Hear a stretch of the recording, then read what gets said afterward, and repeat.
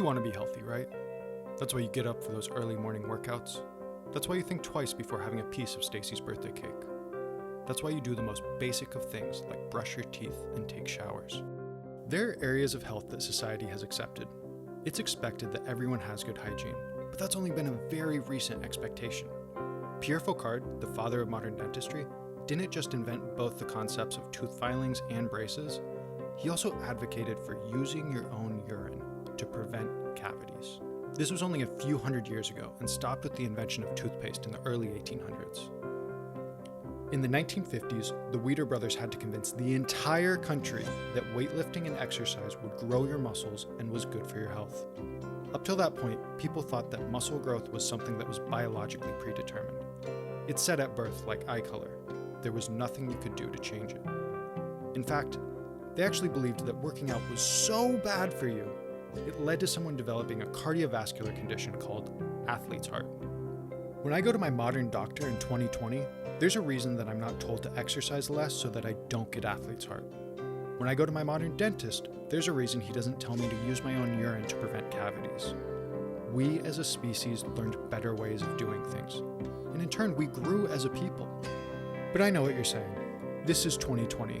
We're not those idiots from the past who believed that exercise was bad for you or that you should piss in your own mouth to prevent tooth decay.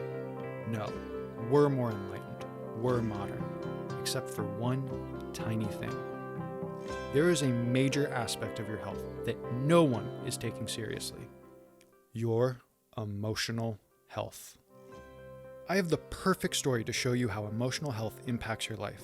This happened to my friend Ted a few years ago. So Ted's at work and he has to give a presentation in an hour. So he's feeling a little on edge. Because if he does well in this presentation, it's a pretty sure thing that he'll get the raise he needs to buy the ring to propose to his girlfriend. This presentation is a big, big deal. He's scrolling through his phone when he gets a text from his girlfriend. "Sam, you're amazing." That's weird, he thinks. He texts her back, "Who's Sam?" No response. His mind starts racing. Is she really sick at home today? He can't believe she's really doing this. She can't be doing this. Is she really cheating on him? He's saving up for a ring. An hour passes. Still no response.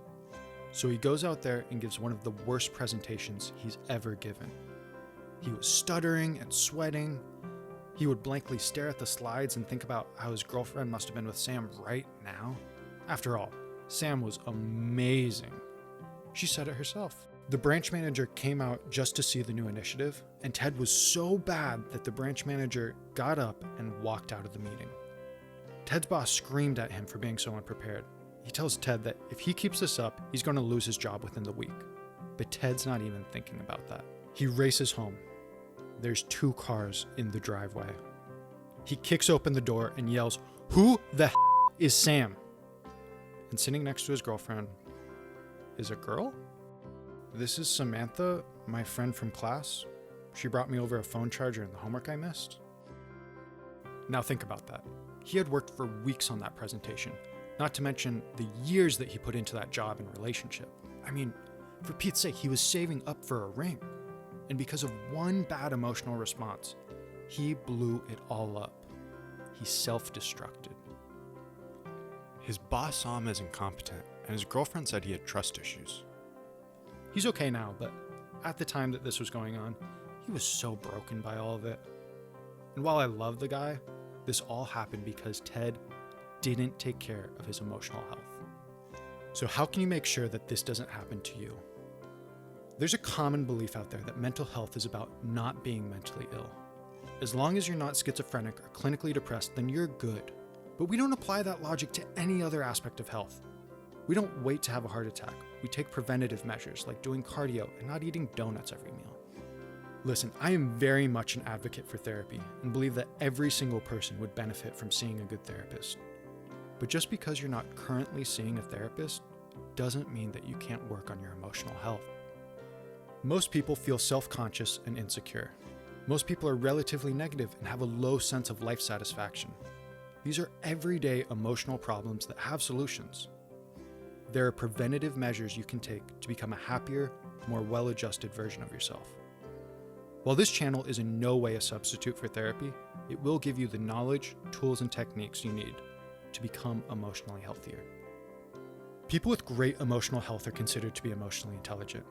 That means that they can identify what emotions they and other people are having, they can understand why they're having it, and they know the skills and techniques to manage those emotions so that they're having the one they want for the situation at hand.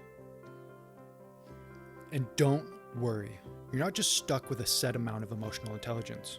We all have a baseline level of it, in the same way that we have a baseline level of physical strength.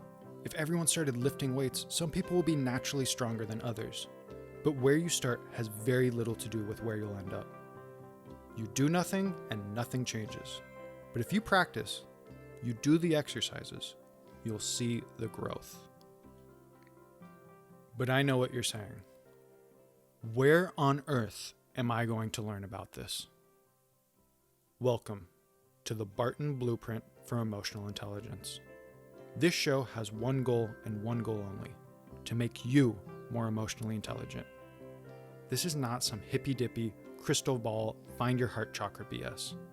These are research-backed, data-driven techniques to make you an emotionally healthier person. Every week, we'll talk about a different aspect of emotional intelligence and give you a scientifically backed takeaway tip. This is a pragmatic, practical, step-by-step technique to practice what you just learned about. There's a gap between who you are and who you'd like to be. And I promise you, you will not get there without working on your emotional intelligence. Tune in every Monday for new content. And remember, if you don't control your emotions will control you.